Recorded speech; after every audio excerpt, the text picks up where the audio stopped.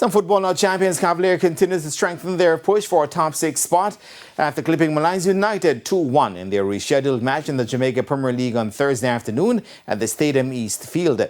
After a goalless first half, defender Christopher Ainsworth put the title holders ahead in the 53rd minute.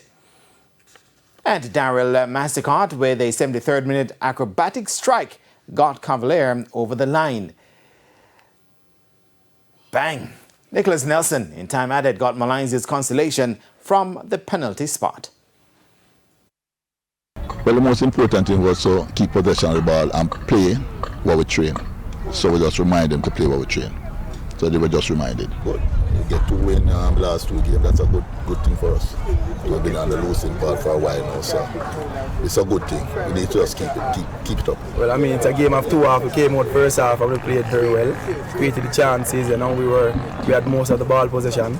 I mean, we went back in the changing room and we thought that we have to do better than what we're doing in the first half. But I guess we came out second half, didn't do what we're supposed to do, and it cost us a game. Okay.